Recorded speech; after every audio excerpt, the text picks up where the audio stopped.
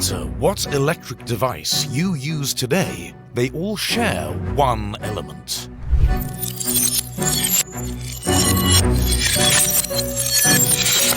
Silicon. Without silicon, a lot of what is possible today wouldn't be. Hello, hello, hello, hello. Hello! Are you aware that silicon is the second most abundant material on Earth? Let's look at why silicon is crucial for the microprocessor chip industry. This is Materials Lab, and today we will discuss silicon. Silicon compounds have a wide variety of useful properties because they can bind other atoms very tightly in complex arrangements. Portland cement uses silicates as the main binder in concrete and mortar. Other silicate-rich materials can become hardened ceramics like porcelain. And the majority of the glass in the world is soda-lime glass. Silicon is the king of materials in the chip industry. Silicon is a semiconductor, meaning that its conductive properties can be increased by mixing it with other materials such as phosphorus or boron. This allows for the electrical current to turn on or off. Being able to miniaturize these transistors allows us to do things we couldn't have imagined in previous generations, says John Neufer. The SIA this spring issued a policy plan called Winning the Future, a blueprint for sustained U.S. leadership and technology leadership. As mentioned before, silicon is everywhere.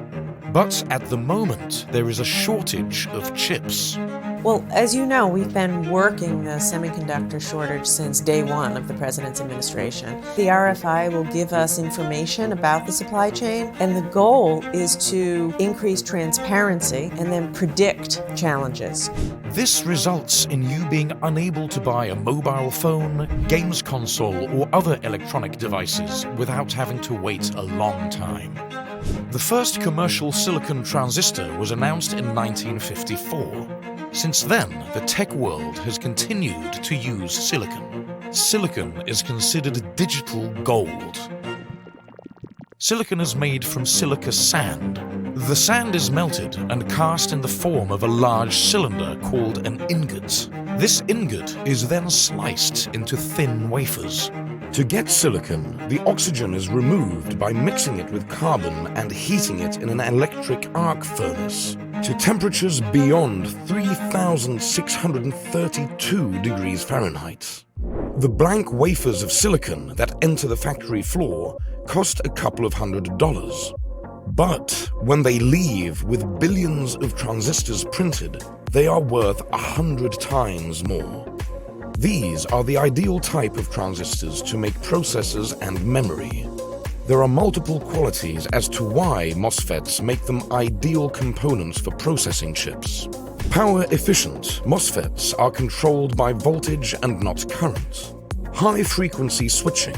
Using only the required amount of the MOSFET on and off makes these transistors ideal for high-frequency applications such as on processors. Low electromagnetic interference. The low current prevents MOSFETs from producing electromagnetic interferences. Engineers needn't worry about interference, allowing them to package them in such dense formats. Natural insulation. Silicon has properties that make naturally occurring insulation. Pure silicon is naturally a bad conductor. Engineers can add impurities like boron or phosphorus to alter the conductive properties of the semiconductors. This allows transistors to switch from conductor to insulator when voltage is introduced, similar to a switch. A transistor is an electrical switch, much like a light switch, says Professor Peter Gammon. There are two types of chips: logic chips and memory chips. Logic chips are the brains of our devices. Logic chips process information to complete a task, and the most common types you see in daily life are CPUs and GPUs. Memory chips store information. If you have ever built a computer, you will be aware of DRAM and NAND flash. DRAM are working memory chips when the device is on. NAND flash saves data even when the device is off.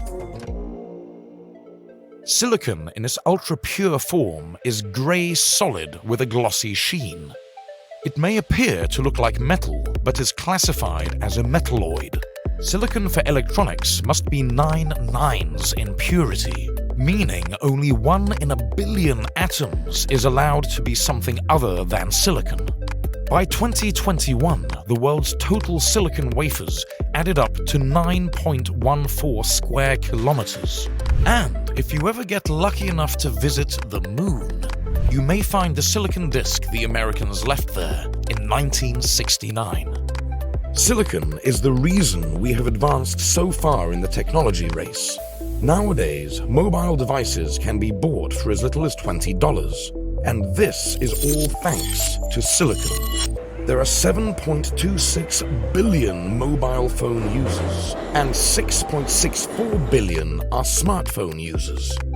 Silicon let us advance in such ways that a single technology had the potential to change the lives of so many. This material is everywhere. It's the sand on our Earth and the cleverest material in our tech.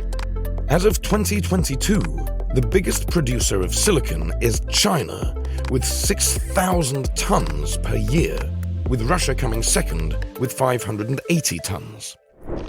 Silicon of lesser purity is still useful and is used in metallurgy as a reducing agent and as an alloying element in aluminium, brass, bronze, and steel. It's the most common alloying element in steel, as the majority of steel requires silicon during the manufacturing process. Silicon helps to purify the iron ore during the smelting process by deoxidizing it and removing other impurities from it. In the future, scientists are trying to find a replacement for our heavy dependence on silicon. As we have seen during the COVID-19 pandemic, having one material that solves the majority of our issues is never a good thing. Where we have gotten would not be possible without silicon. It's likely that silicon will continue to be one of the most important substances for our human progression.